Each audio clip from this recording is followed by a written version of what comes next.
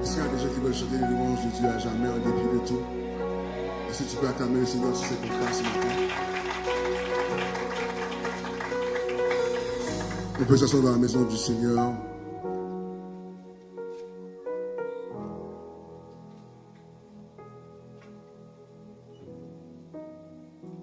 Ce matin, on va commencer une série de prédications qui, je crois,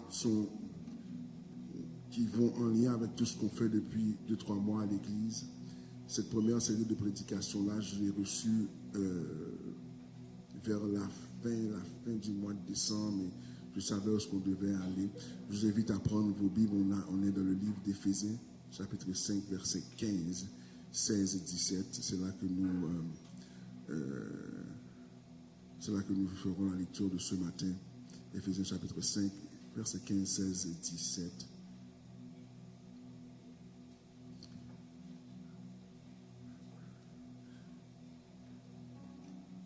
Est-ce qu'on peut lire ensemble le texte? Il est affiché à votre écran normalement.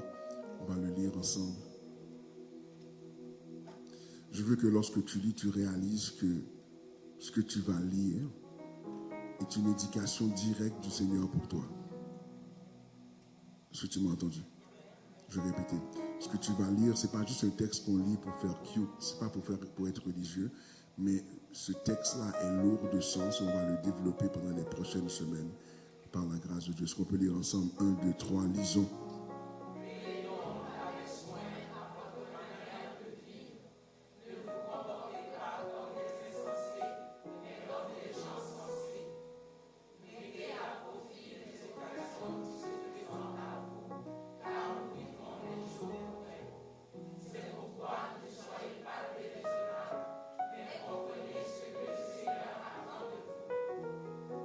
Mais comprenez ce que le Seigneur attend d'eux. On va s'incliner pour la prière. Dieu de gloire, on te remercie pour l'opportunité que nous avons d'annoncer ta parole. Fais-nous du bien, touche-nous et que cette parole transforme nos vies. Nous déclarons que 2026 ne sera pas 2025 ou 2024 en mode répétition. Ce n'est pas une prolongation de ce que nous avons vu dans les dernières années, mais cette année, nous déclarons une transformation radicale de nos vies. Père éternel, nous nous appuyons sur la force de ton nom, la puissance qui réside dans ton sacrifice et l'autorité que tu nous as donnée au travers de ce sacrifice. Nous prenons autorité et nous déclarons que toute opposition structurée par l'ennemi pour nous ralentir est anathème. Et nous disons qu'à partir de maintenant, de cette journée, Seigneur, que nous vivons, Seigneur, de ce premier culte de l'année, nous proclamons que 2026 doit se terminer comme étant la meilleure des années que nous avons vécues à date. Père éternel, nous nous confions en ton nom et nous lui disons Amen et Amen. C'est le temps de la prédication, donc tu dois avoir une attitude de... Maintenant, si tu prends des notes, je te dirais, prends des notes chez toi. Réécoute, prends des notes à la maison, mais ici, si tu prends des notes, prends en note ce que l'Esprit de Dieu te dit quand je prêche. Est-ce que tu es là avec moi? Ce matin, nous commençons une série de prédications qui va pouvoir nous permettre de structurer la fin de notre année. Le thème de cette prédication qui a été affiché tout à l'heure, c'est structurer afin de demeurer dans la victoire. Dis avec moi, structurer afin de demeurer dans la victoire. Maintenant, pourquoi prendre cette direction? C'est qu'à chaque fin d'année, on fait des proclamations. 2026, meilleure année, 2026, Seigneur, on brise. Tu as brisé tout ce qui a brisé sur la terre. Toutes les cités spirituelles sont ruines. Mais on a de la difficulté à voir l'objet de nos proclamations. On a de la difficulté à voir l'objet des vies transformées. Est-ce que j'ai quelqu'un avec moi ce matin? On a de la difficulté à voir vraiment quelque chose qui montre que Dieu est passé ici, puis il y a un changement qui s'est fait. Et donc cette année, j'ai commencé à questionner le Seigneur, mais une fois qu'on a fait ce qu'on fait, qu'est-ce que tu veux qu'on fasse? Comment qu'on va fonctionner? Le Seigneur a commencé à me parler. Pourquoi il faut enseigner? Parce que les gens qui ne partagent pas notre foi se moquent de nous. Quand vous partagez avec certains leaders de d'autres religions, de d'autres disciplines spirituelles, ils se moquent de nous, disent que les chrétiens sont sots, manquent de compréhension, c'est comme des enfants, ils sont dupes, ils sont superstitieux. Et cette année, j'ai dit, Seigneur, mais il faut qu'on montre aux gens sous quoi on se tient en réalité. Est-ce que le nom de Jésus est vraiment ça ou ce n'est pas ça? Et là, maintenant, j'ai demandé à Dieu, mais qu'est-ce qu'on fait? Et puis il m'a dit, le problème qu'on a, c'est qu'on n'est pas structuré pour vivre de la victoire. Est-ce que tu es là avec moi? Souvent, ce qui arrive, c'est que tu dois comprendre que je ne peux pas juste attendre que Dieu fasse un miracle dans ma vie. Je dois moi-même produire des éléments qui permettront au miracle de se manifester dans ma vie. Si tu es là avec moi. Je peux prophétiser que tu vas avoir un enfant cette année. Mais si chez toi, dans la chambre à coucher, c'est le silence du monastère, eh bien, on est mal pris. Est-ce que tu es là avec moi? Si tu es marié, tu as compris. Si tu n'es pas marié, que le Seigneur te bénisse abondamment. Est-ce qu'on est là ensemble? J'ai quelques minutes pour pouvoir le faire, je vais pouvoir le faire. On va rentrer dans ce texte-là et je veux que tu prennes le temps d'avoir une attitude de... l'une des choses que nous devons comprendre dans le texte que nous avons lu, nous devons réaliser et comprendre que l'une des choses que Dieu nous donne comme capacité, c'est de parler. C'est l'un des plus grands cadeaux que Dieu nous donne. Et ce que la parole dit est supposé se réaliser. Et le prophète va dire que la parole de l'Éternel ne remonte pas à lui sans avoir accompli avec succès ce pourquoi elle a été envoyée. Est-ce que tu es là avec moi? Jamais une fois tu peux nommer le nom de Jéhovah Jireh qu'il ne doit pas pourvoir. Est-ce que j'ai quelqu'un avec moi ce matin? Est-ce qu'on peut être réel ensemble? Ça veut dire qu'il y a quelque chose de la manière que je fonctionne qui ne me donne pas l'opportunité pour pouvoir expérimenter Dieu. Donc, si je veux voir un réel changement, je dois d'abord me consacrer à la parole de Dieu. Non seulement penser à la parole, la méditer, la mémoriser, de telle manière qu'elle prenne vraiment forme en moi, de telle manière que lorsque je parle, je ne parle pas d'après mon sentiment, mais je parle d'après la parole qui me remplit. Proverbe 18, 21 va dire, la mort et la vie sont au pouvoir de la langue. Qui aime se répandre en parole mangera les fruits qu'elles auront produits. Est-ce que je peux reprendre ce texte-là pour vous? La mort et la vie sont au pouvoir de la langue. Qui aime se répandre en parole, qui aime parler beaucoup, mangera les fruits que sa langue aura produit. Est-ce que tu es là avec moi? Et donc maintenant, lorsqu'on regarde le texte qu'on a lu dans Éphésiens, vous vous rappelez, on a pris le temps de décortiquer le livre d'Éphésiens l'année dernière, mais je veux revenir. Paul arrive, si on veut comprendre le parcours de Paul, c'est en Acte 19 qu'on comprend que Paul s'en va à l'église d'Éphèse. Et pendant 2 ans, Paul va exercer un ministère missionnaire. Paul va arriver dans une ville qui est vraiment le centre névralgique de nombreux cultes qui ont à différents dieux grecs et romains. Et Paul va annoncer Christ avec puissance et beaucoup se sont tournés vers la foi. Et donc maintenant, lorsque Paul commence dans Éphésiens, les premiers chapitres jusqu'au 3e chapitre, Paul vient ici établir l'histoire de l'évangile. Paul explique le message de l'évangile, comment l'histoire atteint son point culminant, si vous voulez, au travers de la personne de Jésus. Comment Christ forme une communauté de disciples multi-ethniques, un peuple nouveau rassemblé par Dieu. Et là, maintenant, dans le chapitre 4 et jusqu'à 6, ce qu'on voit, c'est comment ou quelles sont les implications concrètes de l'évangile dans la vie des gens. Est-ce que tu es là avec moi? Ça veut dire que maintenant, lorsqu'on dit quelles sont les implications de la vie concrète, de la vie des gens, en d'autres termes, lorsque nous sommes dans l'évangile doit façonner ta vie. Est-ce que quelqu'un m'a entendu?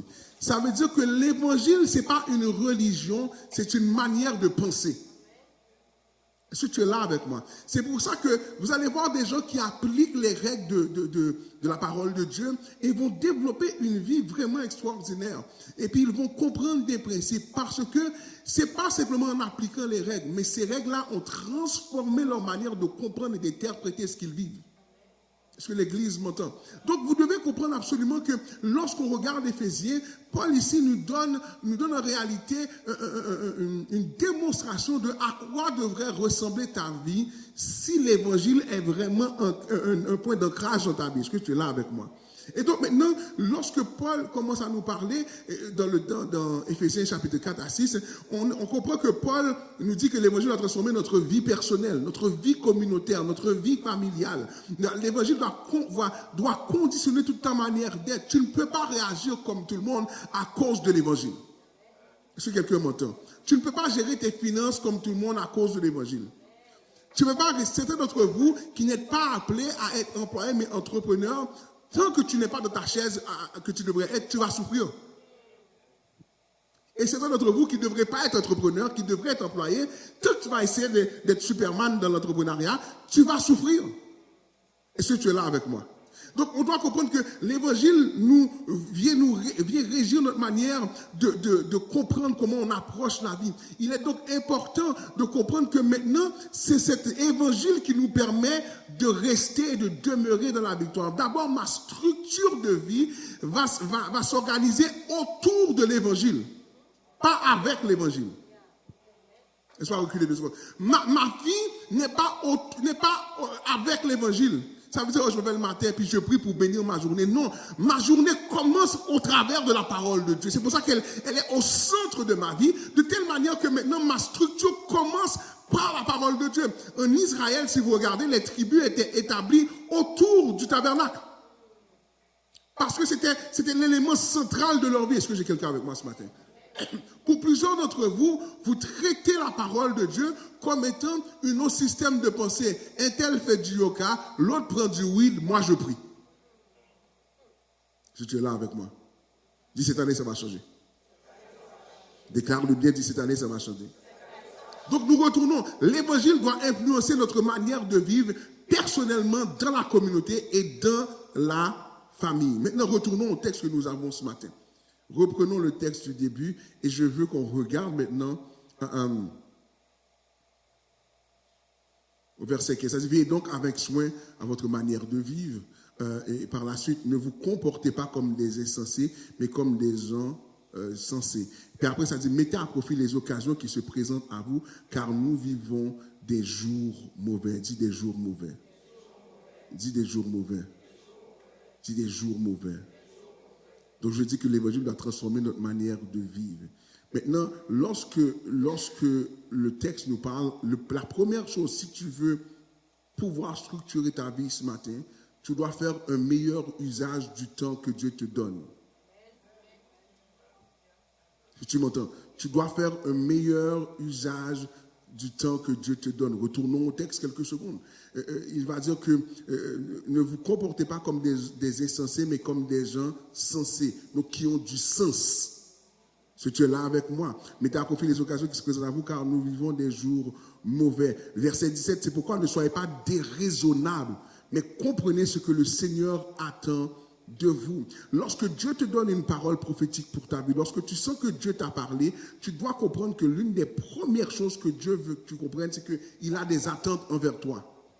Il a des attentes envers comment tu gères tes finances. Il a des attentes comment tu traites tes enfants, comment tu traites ta femme, comment tu traites ta vie, comment tu manges le matin, comment tu fonctionnes. Tu ne veux pas être là le soir, tu as dormi à 3 h du matin. Le dernier repas à 2 h 45, c'était un burger poutine avec un coke zéro parce que tu ne veux pas mettre trop de sucre dans ton corps. Puis là maintenant, tu te lèves le matin à 1 h descente. Et puis là maintenant, ton premier repas, c'est une poutine déjeuner. Mais tu vas aller voir Magnus Poirier trop tôt. Si tu es là avec moi, tu dois faire un meilleur usage du temps que Dieu te donne. Et donc c'est pour ça que lorsque tu lis le texte, lorsqu'il dit ne vous comportez pas comme des insensés, mais comme des gens sensés, ça veut dire que maintenant vous devez faire preuve de sagesse. Touche quelqu'un de toi, dis sagesse. Dans certaines versions, ça veut dire veiller, donc vous conduire avec sagesse. Parce que nous comprenons que lorsque Dieu marche avec nous, sa parole fait office de lumière. Le terme lumière dans les évangiles ou dans le monde spirituel ou dans les imageries, le terme de lumière parle de sagesse, de connaissance. Ça veut dire que maintenant, normalement, à cause de la connaissance de l'évangile, il y a une manière que tu fonctionnes qui ne fonctionne pas avec la promesse que tu as reçue. La parole que tu as reçue par rapport à ce que Dieu te promet fait office de lumière et de connaissance. Ma vie est sensée parce que le bon sens découle de la promesse que j'ai reçue de Dieu. Et plusieurs d'entre vous, vous marchez de service prophétique en service prophétique. Prophète, donne-moi une parole. Prophète, dis-moi quelque chose. Dieu a déjà parlé. Est-ce que tu m'entends ce matin? Donc normalement, avec ce que tu as reçu, tu devrais être capable de gérer ta vie et marcher d'une manière sensée, dit sensée. C'est pour ça que, et pourquoi la parole est au centre de nos vies, c'est parce que dans la parole nous permet à l'esprit d'avoir un point d'arrimage de notre vie. L'Esprit de Dieu peut s'accrocher à nous avec la parole. Est-ce que tu es là avec moi? Dis l'Esprit de Dieu. Il faut l'Esprit de Dieu, pourquoi? Parce que lorsque l'Esprit de Dieu est dans ta vie, la première des choses que l'Esprit de Dieu fait, c'est mettre de l'ordre. Dis mettre de l'ordre. Genèse 1er va te dire que l'Esprit de Dieu se mouvait sur les eaux. La Bible va dire que la terre était informe et vide, c'est un chaos. Le contraire du chaos, c'est l'ordre. Et plusieurs d'entre vous, vous ne comprenez pas que la bénédiction qui est attachée à votre nom ne peut pas se manifester tant qu'il y a du désordre. Mais pasteur, Dieu ne demande pas tout ça. Mais oui, mais quand tu as 4 femmes dans la même ville,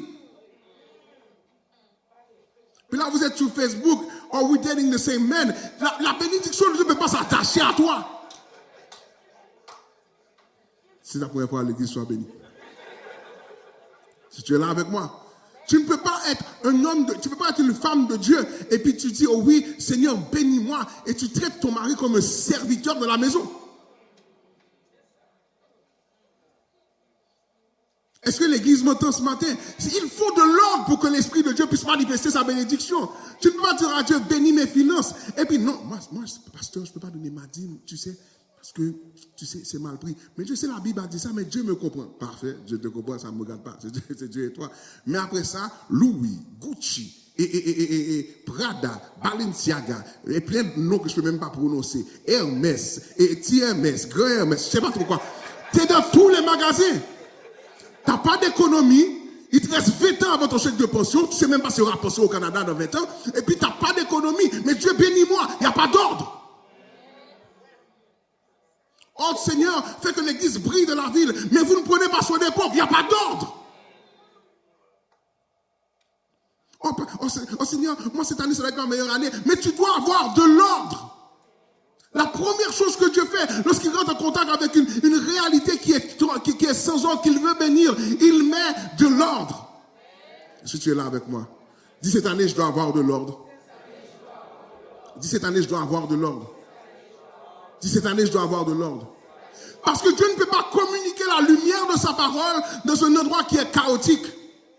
Dieu va communiquer sa parole dans la mesure que l'endroit a été aplani, préparé. Un fermier ne peut pas semer sur une terre qui n'a pas été saclée.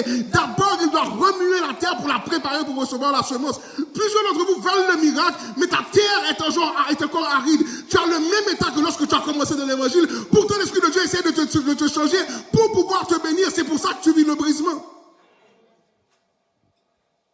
Dis cette année, ce sera différent. Dis cette année, ce sera différent. Dis cette année, ce sera différent. Dis cette année, ce sera différent. Ça veut dire que maintenant, je dois comprendre que chaque minute que Dieu me donne est une opportunité. Lorsque le texte va dire va nous parler de ça, on va voir un peu plus tard, mais tu dois comprendre qu'une fois que l'Esprit de Dieu va pouvoir venir faire son œuvre, l'une des choses qu'il va faire, c'est que maintenant, il va te faire comprendre il va te faire donner un dégoût pour le désordre. Dis un dégoût. Dis un dégoût. Plus que tu t'approches de Dieu, plus que tu comprends qu'il veut l'ordre. Qu'il aime l'ordre. Qu'il aime l'ordre. C'est pas normal que... Je ne peux pas demander à Dieu. Puis écoutez-moi bien. Est-ce que vous m'écoutez? Je ne peux pas demander à Dieu de m'amener à un autre niveau professionnel si ma job avec l'hamburger frites n'est pas faite avec qualité. Oh pasteur, moi je veux être un grand homme d'affaires. Je veux servir les gens. Pasteur, mais pourtant, tu ne peux pas. Normalement, quand tu as une business, c'est que tu réponds à un besoin. Tu es là avec moi. Donc si tu ne peux pas servir la personne avec l'hamburger frites, il t'a dit pas d'oignons. Toi, tu t'en fous, tu as mis plus d'oignons. Parce que le gars ne te respecte pas. Tu es frustré de ta position. Et tu ne comprends pas que c'est dans les petites choses que Dieu commence à te tester. Dieu aime l'ordre. L'ordre, ce n'est pas faire ce que tu veux, c'est faire ce qu'il faut. Parce que mon point de référence, ce n'est pas mon sentiment, mon feeling, ma frustration. Mon point de référence, c'est qu'est-ce que Dieu veut faire avec ma vie. Est-ce que quelqu'un m'entend ce matin? C'est pour ça que plusieurs fois, vous ne vivez pas et on paraît devant le monde comme une gang de fous qui font du délire religieux. On parle en langue, on dit, mais, pauvre pitou. C'est l'affaire, moi, depuis que je le connais, il parle en langue, il n'y a rien qu'à changer. Parce que le problème se situe dans le fait qu'il n'y a pas de structure dans ta vie pour que l'ordre soit. Est-ce que tu es là avec moi? Dis, je dois avoir de l'ordre. Dis, je dois avoir de l'ordre. Dis, je dois avoir de l'ordre. Maintenant, lorsque l'ordre arrive, l'une des choses que l'ordre va faire, l'ordre va fédérer notre manière de voir les choses, va fédérer notre manière de comprendre les choses. Est-ce que tu es là avec moi? Lorsque quelqu'un est fanatique d'ordre, tout désordre le dérange. Si tu es là avec moi. J'ai travaillé avec une personne il y a quelques années, puis c'était une fille qui était extrêmement ordonnée. Puis quand tu travailles des fois au bureau, ton bureau, tu quittes le bureau, tu étais trop content de partir. Tu veux, quand il est 4 heures, dans ton cœur, depuis 3h45, tu étais parti. Mais si le bureau est en désordre, ça ne te regarde pas, tu géreras ça demain matin. C'est pas là que tu habites. Et puis la fille m'explique, non, moi j'ai besoin d'ordre. J'ai besoin d'ordre. Puis même quand elle quitte, elle va prendre le temps de garder l'affaire en ordre, pour que lorsqu'elle rentre, elle voit une vision d'ordre. Si tu es là avec moi. Et puis une fois, je dis, oh, mais c'est un bon exemple ça. Hein? J'ai dit, je vais faire ça. Et puis elle m'a vu faire ça. Et puis il dit là, elle m'a dit une affaire qui est restée avec moi. Elle m'a dit là, tu fais semblant. Tu m'as vu mettre de l'ordre. Donc là, tu trouvais que c'était le fun de mettre de l'ordre. Mais tu n'as pas compris c'est quoi l'ordre. Et je vous dis souvent, Dieu vous parle de différentes manières. Là, toi, tu me dis, la fille est arrogante. Et vous savez que votre pasteur ne manque pas de parole pour répondre sur la terre. Mais je n'ai pas répondu. Je dis, j'ai dû aller méditer. Parce que ce que Dieu veut faire avec l'ordre, c'est transformer ta manière de vivre ta vie. Il ne veut pas que tu sois émotionnel par rapport à quelque chose. Il veut que ta vie de base soit l'ordre. De telle manière que même lorsque tu t'y attends pas, la bénédiction court après toi. Quand le texte va dire que la bénédiction est à la poursuite de toi, il est à la poursuite de gens qui sont en ordre. Amen quelqu'un. Dis la bénédiction. Aime l'ordre. Maintenant, lorsqu'on parle d'ordre, c'est aussi respecter aussi le protocole du Seigneur. Dis le protocole. Dis le protocole. Ça veut dire qu'il y a une manière de faire les choses. Si tu m'entends. Dis, il y a une manière de faire les choses. Si tu es appelé dans le monde médical, tu veux t'assurer de fonctionner d'une manière qui reflète le nécessaire. Si tu es là avec moi. Tu veux t'assurer d'avoir une méthodologie qui reflète l'excellence qui t'est attendue dans le milieu médical. Sinon, l'ordre va t'appeler. Et puis on va voir ton nom dans la prochaine publication, un tel, radié. Et puis quand on a mis un tel radié, tout le monde peut aller voir qui a été radié. Moi, je m'amuse à faire ça quand les publications sortent. Je dis, mais je connais ce... Non, je ne fais pas ça. Je ne fais plus ça, c'est ça que je dois dire. Mais tu dois savoir, tu dois pouvoir fonctionner d'une manière, donc tu dois pouvoir aligner ta vie avec de l'ordre. Et c'est pour ça que Paul commence à enseigner, de telle manière que les gens puissent comprendre que moi j'attends de vous une manière de fonctionner. Et la manière de fonctionner n'est pas quelque chose que tu as dans le feeling. C'est la parole de Dieu qui te dit comment fonctionner. Je n'ai pas besoin de savoir ce que tu penses présentement, parce que ce que tu penses présentement n'a pas changé ta vie. Hein? Est-ce que quelqu'un est avec moi? Tu peux être convaincu de quelque chose, mais si ce dont tu es convaincu n'est pas dans la parole, tu risques d'être en problématique par rapport à la bénédiction qui est attitrée à ton nom. Dieu cherche quelqu'un qui obéit, pas qui réfléchit. C'est ça. Vous êtes des églises, je ne veux pas que les gens réfléchissent. C'est pas ça qu'on t'a dit. Quand le Seigneur te parle, tu ne peux pas commencer à faire comme si tu avais 4 bacs, 2 postdocs, et puis vous dire, oui, moi, Seigneur, moi, j'étais à l'école, j'étais à McGill, et puis à McGill, j'ai appris la physique quantique. C'est pas ça que Dieu te demande. Il va dire à Job, mais qui a été mon conseiller? Qui était là quand j'ai créé le monde? C'est pour ça que plusieurs d'entre vous, vous pensez que c'est un parlement dans le spirituel. Moi, j'ai entendu un esprit m'a dit, moi, je dis non, moi, je ne veux pas. Moi, je sais, le Seigneur m'a dit, mais je ne voulais pas. Et combien de fois j'entends le même discours? Dieu m'avait dit ça, mais je n'ai pas obéi. J'ai entendu la voix de Dieu, mais je dis, ah, ça ne me tentait pas. Parce que très souvent, le défaut, c'est quand il y a trop de permission, il y a de la rébellion. Si tu es là avec moi ce matin. Tu dois comprendre que maintenant, Dieu veut que tu comprennes que Dieu veut absolument qu'il y ait de l'ordre partout. Et souvent, lorsque tu n'as pas d'ordre, c'est là que tu vas rentrer dans le stress. C'est là que tu vas rentrer dans les disputes, dans les colères, dans la baisse de productivité, dans la perte de temps, dans la confusion. Souvent, la confusion vient qu'il n'y a pas d'ordre. Moi, il n'y a rien qui peut me rendre plus fou quand chez nous, il devient un bordel. Je ne rentre pas chez nous. Je reste dans mon bureau. Parce que dans mon bureau, c'est un ordre. Jusqu'à ce que mon fils est passé et là, bonne chance pour le reste. Mais toujours est-il, quand je suis au bureau, parce qu'à un moment donné, le désordre, la vaisselle, tout ce qu'on peut avoir comme désordre, ça vient à affecter ton mental. Et très souvent, tu dis oh, il y a un esprit d'oppression. Il n'y a pas d'esprit chez toi, il y a un désordre.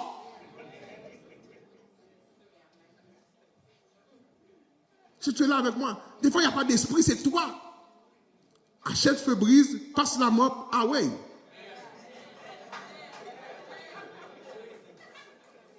Est-ce que tu es là avec moi? Souvent, j'explique ça à mes enfants. Les enfants, les ados, des fois, ils sont des autres. Je dis, mettez de l'ordre, parce que ça vous permet de réfléchir. Quand vous n'êtes pas capable de réfléchir, c'est qu'il n'y a pas d'ordre. Il faut de l'air frais. On ne peut pas avoir l'air de la vaisselle, plus des vêtements d'il y a une semaine. Ça ne marche pas. Ton cerveau va... Dis, il faut de l'ordre. Dis, il faut de l'ordre. Dis, il faut de l'ordre. Et même, comprenez bien, même lorsque des fois, l'ordre ne vous sort pas. Des fois, vous avez une problématique. Je vous donne un exemple qui est comme ça. Imagine que tu es en retard sur tes épaules en tant qu'entrepreneur ou en tant que personne. Tu es en retard sur tes épaules.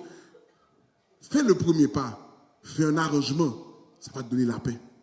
Il n'y a rien de plus saisissant quand l'État a dit, je vais saisir ton compte de banque. Ah, ok. Dis pas amen. Dis pas amen. Il n'y a rien de plus saisissant. Tu vois, ton chèque est descendu, ton chèque a disparu. J'ai un ami à qui c'est arrivé, il m'a dit, passe. Tu sais, quand tu as pris un saisissement, on t'a dit, il faut aller prendre de l'eau. Il fallait prendre de l'eau. Parce que j'étais sûr qu'on m'avait fraudé. Puis quand je comprends que c'est le premier ministre du pays qui a passé sa main, si tu es là avec moi, il faut de l'ordre. Il faut de l'ordre. Et lorsqu'il y a de l'ordre, le Seigneur peut révéler sa puissance. Lorsqu'il y a de l'ordre, nos oreilles sont attentives. Lorsqu'il y a de l'ordre, même si que je ne suis pas là où je vais, mais même dans la vallée de l'ombre de la mort, il y a de l'ordre aussi autour de moi. Je peux entendre Dieu. Même lorsqu'il y avait la tempête, Pierre est dans la barque avec les disciples et malgré tout, il était capable d'entendre Dieu. Lorsqu'il y a de l'ordre dans ta vie, non seulement physiquement, mais sur le plan spirituel, tu es quelqu'un qui passe du temps avec le Seigneur. Tu n'es pas parfait, mais tu passes du temps avec le Seigneur. Remarque bien, lorsque tu vis dans une situation où l'Esprit de Dieu te convainc de péché, tu ne peux pas entendre l'ordre qu'il faut. Est-ce que j'ai quelqu'un avec moi? Il n'y a rien de pire que de vivre dans une situation où Dieu n'est pas d'accord. Puis là, tu essayes de prier. Ça t'est jamais arrivé? Tu es trop certifié pour ça. Laisse-moi te parler 2 secondes. Quand j'étais plus jeune, il y a des choses que je comprenais, puis je dis, Seigneur, Dieu n'est pas béni, mais ce n'est pas mon problème. Moi, c'est ça que je veux. Tu ne peux pas entendre Dieu dans ce moment-là. Tu es tourmenté. Pourquoi? Parce que tu ouvres une porte et donnes la permission à l'ennemi de ton âme de venir te persécuter. Si tu n'as pas d'ordre dans tes finances vont partir. À certains d'entre vous, des fois, Dieu vous dit, sois généreux. Puis, comprenez bien, je vais ouvrir une porte, puis je vais en parler en février-mars. Mais la Bible dit qu'il faut donner à l'Éternel. De la communauté de laquelle tu fais partie. Je n'ai pas dit que tu ne dois pas aider l'accueil Bono, tu ne peux pas aider, je ne sais pas trop quoi comme organisme. C'est bien ça aussi. Tu ne peux pas envoyer de l'argent. Envoie l'argent en Haïti, je fais ça à chaque mois. Il n'y a pas de problème avec ça. Mais ce que la Bible dit, c'est que mets à part pour là où tu vas. Oh, les amens sont fous. C'est la Bible. Fais comme tu veux. Si tu peux me débattre, il n'y a pas de problème. Mais je te dis, la Bible, c'est ce qu'elle attend de toi. Et la Bible dit, et pour certaines personnes, là, dans l'Ancien Testament, l'ordre au niveau financier, c'était 22%. 22% qu'ils mettaient à part pour différents dîmes. Il y avait la dîme pour la fête de l'Éternel, il y avait la dîme, il y avait une autre dîme pour qui donnait, donc le 10e partie, et puis il y avait une dîme pour ceux qui n'avaient pas part à leur héritage, donc ceux qui envoient de l'argent aux bonnes œuvres. Tout ça a été inclus dans leur démarche. Vous devez apprendre à honorer Dieu et non vos feelings. Est-ce que tu es là avec moi? Maintenant, pasteur, pourquoi tu nous dis tout ça? Pourquoi Dieu veut de l'ordre? Parce qu'il y a des opportunités associées à ton nom.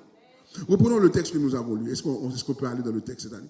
Je veux que tu reprennes le texte et que tu lises bien ce que le texte dit. Dans la dernière partie, ou non, dans le verset 16, si je ne me trompe pas, mettez à profit les occasions qui se présentent à vous, car nous vivons des jours mauvais. Dis, mettez à profit. Dis, mettez à profit. Dis, mettez à profit. Dis encore, mettez à profit.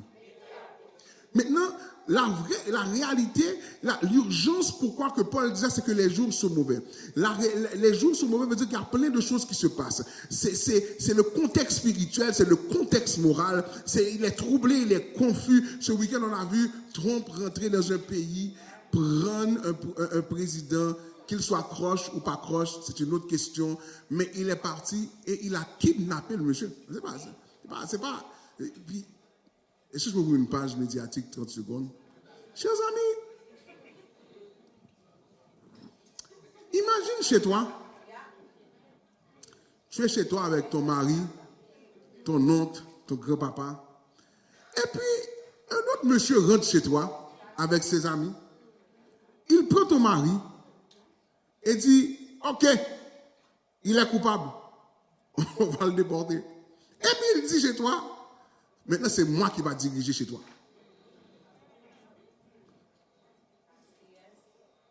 Les jours sont mauvais. Parce que ce qui paraît bien est en réalité mal, et ce qui est mal paraît pour le bien. On est perdu, on est dans une saison qui est compliquée. Et Jésus parle de période où la tromperie va augmenter et l'amour se refroidir. C'est ce qu'on voit dans Matthieu 24, 11, 12. Et dans ce type de climat, l'appel biblique est clair. Marchez dans la sagesse et discerner la saison parce que Dieu a des opportunités pour vous malgré tout. La maturité spirituelle ne consiste pas à être occupé, mais à être aligné avec qu'est-ce que Dieu veut faire. Et donc notre compréhension de la volonté de Dieu se construit principalement non seulement sur sa parole, mais sur le fait que nous comprenons qu'il a planifié quelque chose pour nous. Est-ce que vous êtes là avec moi? Donc il y a plusieurs opportunités que Dieu vous donne. Et c'est pour ça qu'il vous donne les paroles prophétiques. C'est une opportunité pour mettre de l'ordre dans ta vie. La parole prophétique ne crée pas. La parole prophétique est là pour réformer ta manière de vivre et commencer et t'aider à réfléchir différemment. Dieu t'annonce quelque chose dans le but que ton comportement change. Habakkuk 2 te dit quoi? Écrivez la vision et qu'on la lise couramment. Et la version hébreu te dit, afin que celui qui court sache comment courir. Plusieurs d'entre vous, vous devez comprendre que ce que vous avez reçu comme parole en 2025, 2024, 2023, 2022, 2021, 2020, ce que ton père et ta mère t'a dit depuis longtemps, c'est des choses que Dieu veut faire pour toi. Mais tu dois avoir une démarche qui comprend que tu dois saisir l'opportunité. Dis, je dois saisir l'opportunité. Dis, je dois saisir l'opportunité. Et donc, je veux que tu comprennes ce matin qu'il te faut de l'ordre parce que vous devez comprendre qu'il y a des opportunités. Je dois changer ma manière d'être parce qu'il y a des opportunités. Je dois changer ma manière de réfléchir parce qu'il y a des opportunités devant moi. Chaque parole prophétique que tu as reçue, c'est une opportunité que Dieu te donne pour changer ta vie. Mais Dieu ne peut pas changer ta vie s'il n'y a pas d'ordre. Les anges ne feront pas l'ordre pour toi. Je ne peux pas imposer les mains pour imposer l'ordre. Non, tu dois choisir qui tu vas servir. Ton ventre ou la parole de Dieu. Est-ce que tu m'entends ce matin? Tu dois mettre de l'ordre à tous ceux qui ont reçu des promesses depuis les dernières années et vous voyez que la promesse tarde à venir. Dieu me va vous dire ce matin que mets de l'ordre pour que la promesse prenne forme. Si tu es là avec moi, mets de l'ordre. Normalement que tu reçois des nouveaux meubles chez toi, tu passes sous le balai, tu arranges la maison, tu jettes ce qu'il ne faut pas garder pour que tu sois sûr que le meuble rentre. Si tu commandes le frigidaire, tu t'arranges pour démonter ta porte parce que le frigidaire doit passer. Si tu es là avec moi. Certains d'entre vous, vous êtes passés de saison en saison, de déclaration en déclaration et vous n'avez rien à montrer. Mais cette année doit être différente. Et si tu m'entends, touche quelqu'un qui te dit cette année ça doit être différent. Dis cette année ça doit être différent. Et je veux dire à quelqu'un ce matin, j'expliquais ce matin à quelqu'un que j'ai pris du temps pour prier pour certaines choses dans l'église parce que je ne voulais pas jouer avec les émotions des gens. Quand j'ai commencé à prier pour les femmes pour accoucher, j'ai dû prendre tout mon courage pour obéir à Dieu. Dieu m'a dit à plusieurs reprises, il y a un ministère de guérison qui est dans tes mains. Mais moi, là, c'est compliqué cette histoire-là. Parce que je ne veux pas te donner un faux espoir. Il n'y a rien de pire que je te dis que j'ai un appel au niveau de la guérison et j'ai posé mes espaces pour prendre de la minute. Pourtant, Dieu est en train d'opérer. Puis Dieu me faisait comprendre, le problème, ce n'est pas que je n'ai pas fait ce que j'ai dit que j'allais faire, mais le problème, c'est qu'il n'y a pas d'ordre. Renouveler votre défi cette année, c'est d'avoir de l'ordre. Quand on vous dit de venir à la prière, venez. Plusieurs d'entre vous, quand vous venez à la prière, oh, pas, je suis fatigué, c'est pour toi. Si tu es là avec moi. Et si tu es là avec moi ce matin. Et donc, conséquemment, en priant le Seigneur, je dis, mais Seigneur, qu'est-ce qu'on va faire cette année? Dis à mon peuple qu'ils doivent être structurés. Cette année, et c'est là que Dieu a commencé à parler à mon cœur. Il m'a dit, cette année, voici la direction que tu vas donner à l'église locale. Il m'a dit, tu vas leur dire ceci. 2026, c'est l'année de devenir. C'est une année Ginomai. Dis Ginomai. Dis Ginomai. Vous allez voir l'image à l'écran dans quelques secondes, mais dis Ginomai. Si je te faisais dire Ginomai. C'est l'année de devenir. Ginomai veut dire de passer d'un état spirituel à un autre, de passer d'une réalité à une autre. Cette année, ce n'est pas l'année où tu vas dire, oh moi, j'aimerais être quelque chose, je dois devenir quelque chose. Tu ne veux pas dire, oh oui, je veux être maire, je dois devenir maire en 2026. Tu ne veux pas dire que je veux être financièrement stable. Tu dois dire, je dois devenir financièrement stable. Dis, c'est une année Ginomai cette année. Est-ce que tu m'entends cette année? C'est une année où tu ne peux pas être dans l'émotion. Je veux que tu sois dans l'action concrète pour que dire, Seigneur, cette année, je dois changer de cap. Cette année, je dois changer de manière de fonctionner. Cette année, je ne vais pas rater les opportunités. Je vais devenir le reflet de cette opportunité. Cette année, je dois devenir tout ce que je suis appelé à être.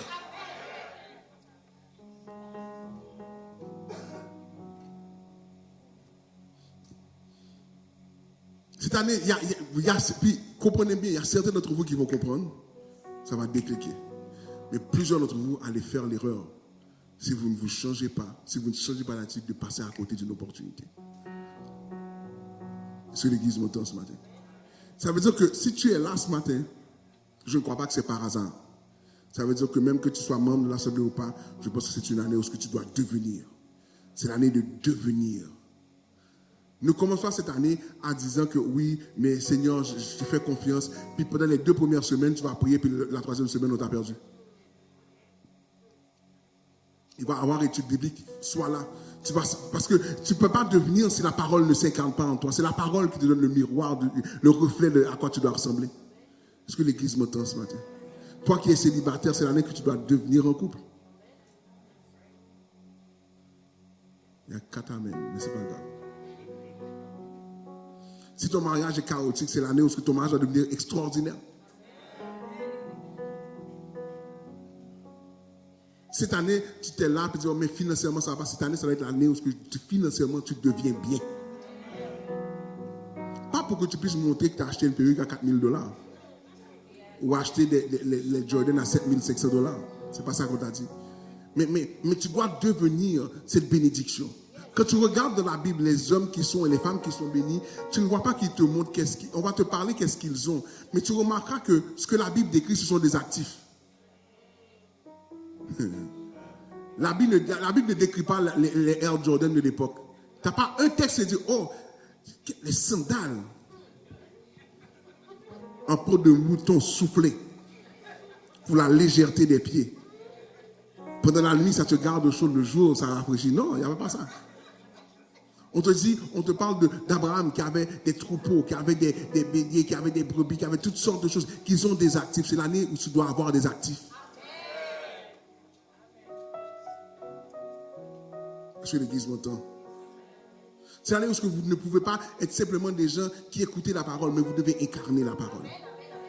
La prière, c'est que lorsque vous marchez dans la rue et que tu parles avec quelqu'un, que pendant que tu es là, tu n'étais pas sur ça, tu mangeais ton hamburger, puis la personne te parle, puis tout de suite, l'Esprit de Dieu te dit, voici ce que tu dois lui dire. C'est l'année où je prie que tu ne deviennes pas simplement un membre d'une église, mais que tu deviennes le reflet de Jésus. Que ce soit l'année où maintenant, tu ne sois pas la représentation des gens frustrés du pays, mais que tu deviennes la référence de ceux qui sont attristés. Pour dire, mais si tu as trouvé la joie, comment tu as fait pour trouver la joie? C'est l'année que tu ne sois pas l'année où tu es là en train de dire, oh oui, depuis que les gens ont besoin d'abuser quelqu'un, c'est moi qu'on appelle. Que cette année, ce soit une année différente. C'est une année Guinomai. Je dois devenir.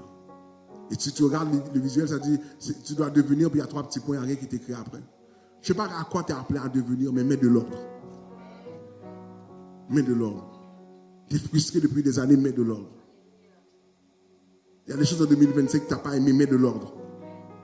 Il y a des choses qui ne fonctionnent pas, puis tu sais que ça ne peut pas être réglé en un jour, mets de l'ordre. Arrête de penser que magiquement, Dieu va se lever un jour, et puis... Pasteur, j'étais dans mon rêve, et puis j'ai vu un homme souffler. Et quand il a soufflé, j'ai vu tout s'est transformé. Dans le rêve. Mais dans la vraie vie, ce que tu vois, c'est qu'il a envoyé la vie. Et la vie, même quand elle est conçue dans le corps d'une femme, prend 9 mois. Même lorsque Dieu t'a dit tu vas être mère, tu ne seras pas mère en 1 mois. Si l'enfant vient en 1 mois, fais attention. Ça, c'est un autre film, ça. Si tu es là avec moi. Mais c'est l'année où nous sommes appelés à devenir et à mettre de l'ordre. Je vous exhorte aujourd'hui, renouveler. C'est une année où on doit mettre de l'ordre parce qu'il y a tellement de choses à faire. Je n'ai pas parlé de la levée de fonds ce matin volontairement. Parce que je voulais mettre l'attention ailleurs ce matin. Mais on ne pourra pas déménager s'il n'y a pas d'ordre. D'abord spirituellement. On ne peut pas déménager s'il n'y a pas d'ordre dans notre manière de fonctionner. Comme j'aime dire à certains pasteurs, pourquoi toi tu dois exister? Pourquoi toi tu dois acheter le bâtiment? C'est ce que je me pose. Pourquoi toi tu dois déménager? Pourquoi tu ne restes pas ici? Puis là maintenant, si jamais je sais pourquoi je dois déménager, ma vie doit être ordonnée selon l'appel de Dieu. Si tu sais que cette année, tu dois trouver quelqu'un pour faire ta vie, mais ta vie doit être ordonnée. Mais comprenez que quand Dieu met de l'ordre, ça dérange. Quand Dieu met de l'ordre, ça dérange. Parce qu'il y a des choses avec lesquelles tu es habitué. Tu dois changer. Tu ne peux pas rester la même personne. C'est pour ça que Paul va dire dans le verset 15, conduisez-vous comme des gens sensés, pas comme des gens insensés. Les gens qui sont insensés réfléchissent mal, réfléchissent pour un gain de court moment. C'est comme, j'écoutais un artiste qui est décédé, Irv Gotti. Irv Gotti, qui est ceux qui sont plus dans l'histoire de la musique, qui était le producteur de Ja Rule et tant d'autres. Et puis Irv Gotti avait un diabète assez solide sur lui. Et puis on lui a dit, arrête de manger ces choses-là, tu vas mourir. Puis après, lui, son but, c'est I don't care. I'm hungry. Moi, je vais vivre. Si je dois mourir, je vais mourir.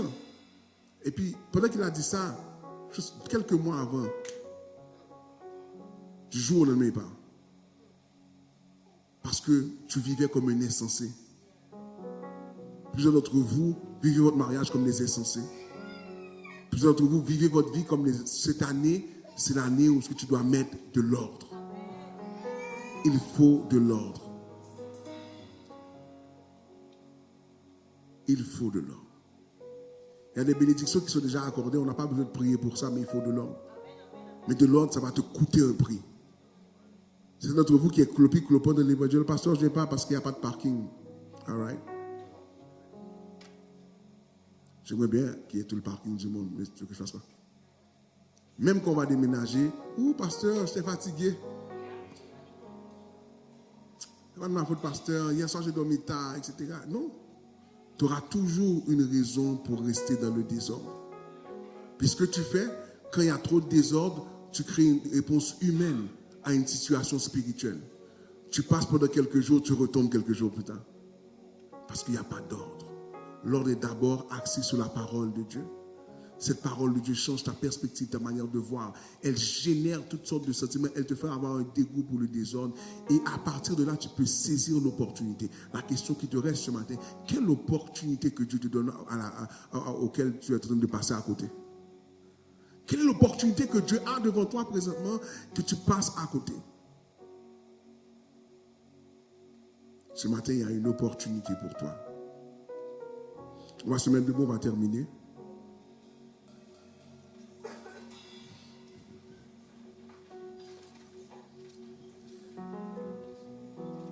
Si vous me connaissez, je suis quelqu'un qui est assez dur dans ce que je fais souvent.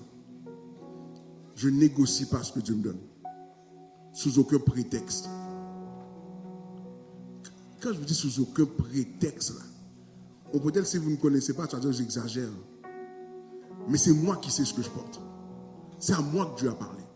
Plusieurs d'entre vous, vous jouez avec ce que Dieu vous a donné. Vous savez ce que vous devez faire. Vous dites, moi je ne peux pas. Reste à dire, moi je ne peux pas. Puis un jour, tu vas te lever un matin et dire, man, j'aurais dû faire ça. J'aurais dû obéir. J'aurais dû écouter. Il n'y a rien de pire que de se lever de la vieillesse et dire, man, j'aurais dû essayer quand j'avais la chance. Cette année, deviens une autre personne. Deviens, arrête de regarder derrière, décide de tout laisser et ça va te faire mal. Ça va te donner de la pression. Mais une fois que tu auras passé cette étape-là, tout va changer. Une chose que j'ai comprise avec le Seigneur, c'est que quand la parole de Dieu te parle de certaines étapes de la vallée de l'ombre de la mort, puis nous, ce qu'on voit, on voit des esprits, on voit toutes sortes de choses, on voit des loups-garous, on est dans un film d'Hollywood dans notre tête. Puis des fois, la vallée, là, c'est dans ton cœur. Parce que ton cœur est tellement serré par rapport à une situation. Tu as une boule, tu ne sais pas où va mettre ton corps. Ton cœur est tellement serré, puis c'est ta vallée. Et le défi, c'est que, est-ce que même dans la vallée, je peux te faire confiance pour mettre de l'ordre? Ce matin, touche ton voisin et dis, cette année, tu dois devenir quelqu'un d'autre.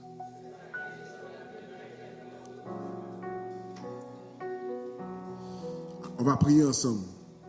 Et je veux que tu prennes le temps de réfléchir, de méditer. Et je ne sais pas qu'est-ce que tu veux devenir cette année. Je ne sais pas qu'est-ce que Dieu a placé. Combien de gens savent qu'est-ce que Dieu leur a... Ok, je vais faire 2 appels. Des gens que Dieu vous a dit qu'est-ce que vous devez faire, mais vous avez dit, mon cher, moi, pasteur... Puis, je ne vais pas te dire de lui demander qu'est-ce que c'est. Mais si c'est toi, tu sais que Dieu t'a demandé quelque chose, mais tu tournes en rond. Tu joues à tag. You it, puis tu cours. Ça fait quelques jours, ça fait quelques années que tu cours. C'est toi, lève ta main là, ce que tu es. Les gens qui jouent à tag là. Tag de l'esprit. Combien de gens ne savent pas ou ne sont pas clairs sur qu'est-ce que Dieu les appelle à faire? C'est donc, lève ta main. Ok. Ça, je vais traiter ça la semaine prochaine. Donc, le reste qu'on va lever la main, ça veut dire que vous êtes dans votre champ missionnaire. Il y a des gens qui n'ont pas levé la main, je vous regarde et je sais très bien que vous jouez. Mais on va prier ensemble ce matin. On va dire à Dieu, cette année, Seigneur, je veux que tu m'aides à mettre de l'ordre, à faire les bons choix. Je veux te choisir toi avant de me choisir moi. Sachez que tu peux prendre soin de moi. Si tu es là avec moi, si tu m'écoutes à la maison, je veux que tu fasses cette prière aussi, que tu dises à Dieu, Seigneur, je veux mettre de l'ordre dans ma vie aujourd'hui. Je veux mettre de l'ordre dans ma vie aujourd'hui. Des fois, mettre de l'ordre, c'est changer d'attitude. Des fois, tu es célibataire parce que tu as une mauvaise attitude. Tu vas regarder le plafond pour qu'on ne dise pas que je regarde quelqu'un. Des fois, tu es célibataire parce que ton caractère ne veut pas être changé. Heureux l'homme qui a trouvé une femme, pas une bourreau. Et la femme, elle ne cherche pas un papa, elle cherche un mari. Oui, mais mon père, vraiment, ce n'est pas un problème. C'est à cause de ton père que tu es encore célibataire. Ce matin, tu dois changer. Moi, pasteur, moi, je ne fais pas d'économie. Moi, YOLO, you only live once. Oui, pendant ce temps-là, quand tout le monde voyage pour prendre des vacances, toi, tu vas au centre d'achat Forest. Est-ce qu'on peut être vrai 2 secondes? Parce que tu ne sais pas gérer. Tu gères selon la marque. Tu gères pour que les gens te voient avec les louis. Ok, regarde les souliers, quel louis, quel. Et après ça, tu es rentré chez toi pour 2 heures de plaisir. Puis tu rentres chez toi, puis tu es triste. Tu peux passer de toi. Parce que tout ton argent est parti dans l'apparence et non dans le devenir. Il y a des gens, si vous voyagez plus, vous allez voir plus Dieu. Je vous garantis. Il n'y a rien de pire lorsque tu vas à côté de la plage. Tu dis, c'est sûr que le jardin d'Éden était à côté d'une plage. Certain. Il y a une paix. Au point tel que tu te demandes comment il peut y avoir des démons des eaux parce que la plage a une telle paix de la plage. Cette année, tu dois devenir quelqu'un d'autre. Tu ne peux pas capituler parce que tu as l'habitude de capituler. Si tu veux vivre cette année, tu dois devenir quelqu'un d'autre. Est-ce qu'on peut prier ensemble ce matin? On va élever la voix ensemble. Et ce matin, viens pas prier pour dire je m'excuse, Seigneur, je veux devenir. Dieu sait déjà. Dieu dit, commence par ta bouche à donner la vie dans ta vie. Est-ce qu'on peut prier ensemble? 1, 2, 3, élève ta voix pour prier.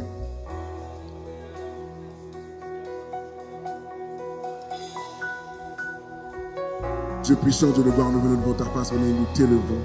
Nous t'élevons, nous t'élevons, nous t'élevons. Nous t'élevons, nous t'élevons. Seigneur, papa, change tout ce matin.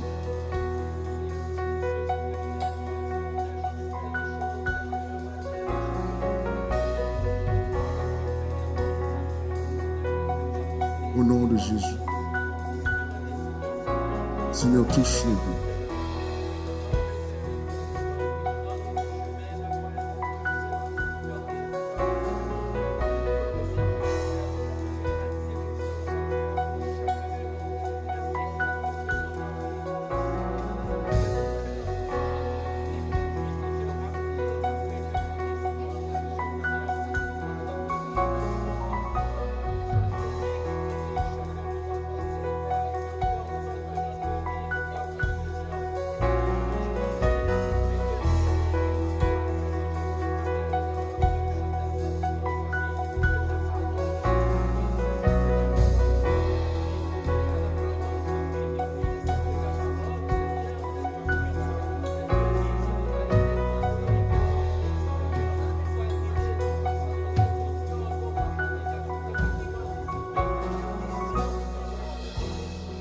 Au nom de l'Éternel.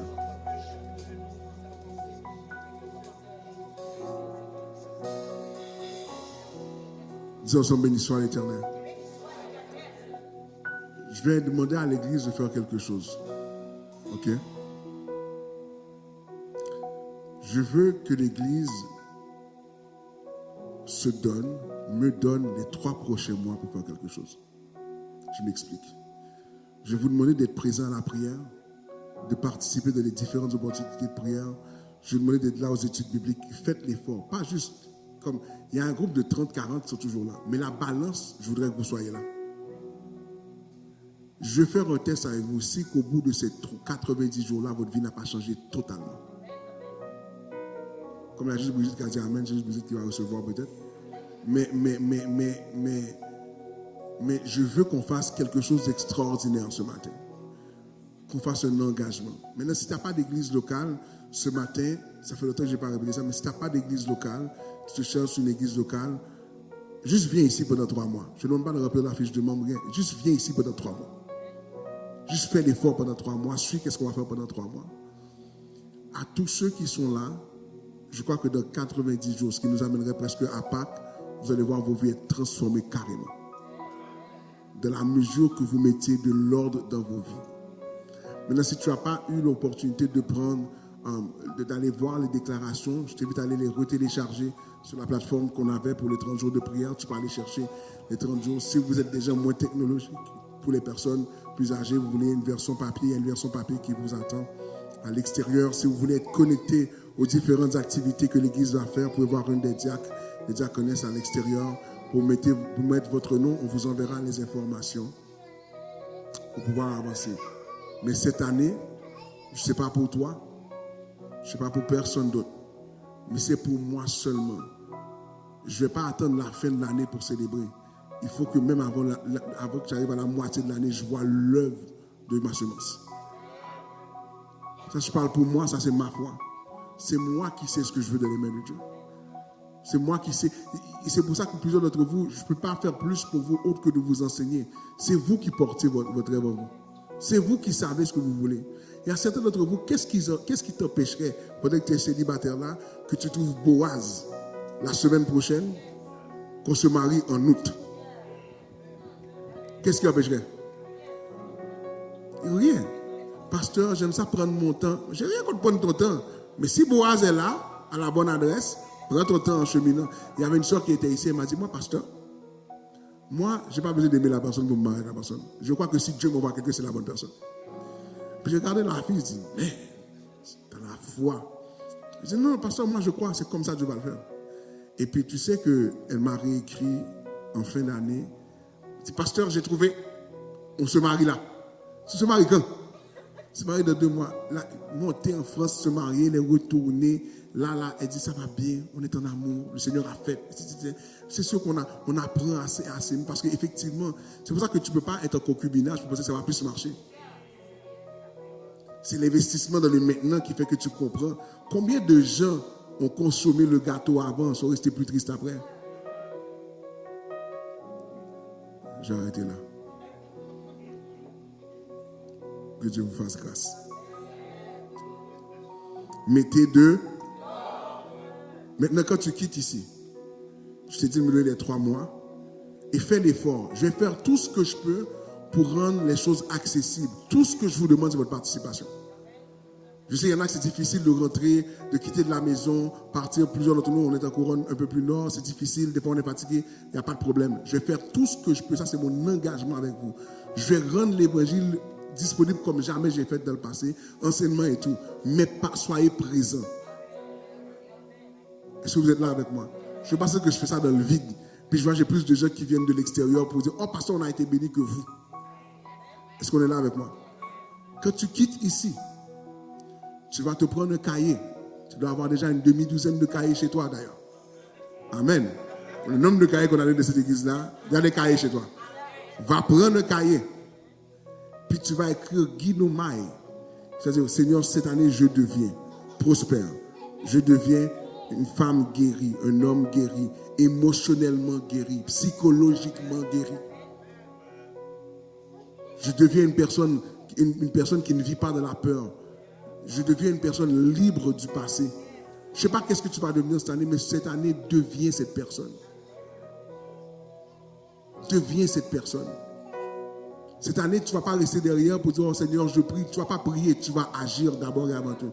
Dieu t'a déjà dit qu'il veut t'amener quelque part. Saisis l'opportunité ce matin. Amen. On va terminer sur cette note. Que le Seigneur vous bénisse abondamment. Seigneur, on te remercie pour le culte que nous avons eu, pour les chants que nous avons eu, pour l'équipe qui était là. Bénis-nous dans le nom de ton Fils Jésus-Christ. Bénis-nous. Fais-nous grâce. Que cette année soit l'année des rêves accomplis. Cette année, que chaque personne puisse avoir un bouquet d'actions de grâce qui représente toutes les choses que Dieu a faites. Dans le nom, je vois des gens qui vont arriver comme avec des gerbes de fleurs. Et chaque fleur dans la gerbe de fleurs, c'est un dossier que Dieu aura réglé.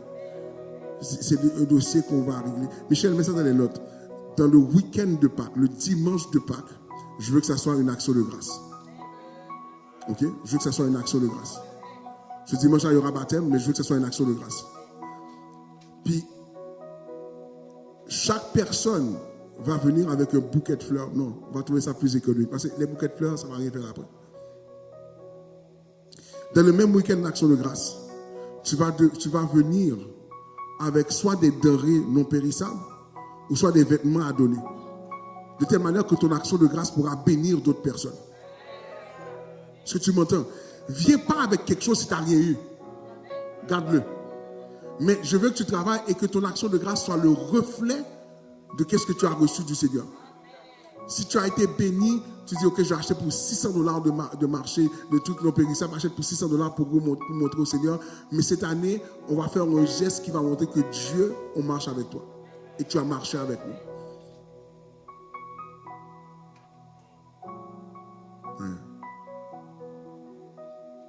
Est-ce que l'église m'entend? Donc ça veut dire que plusieurs d'entre vous, tu peux déjà commencer à mettre les vêtements de côté. Mets la nourriture de côté.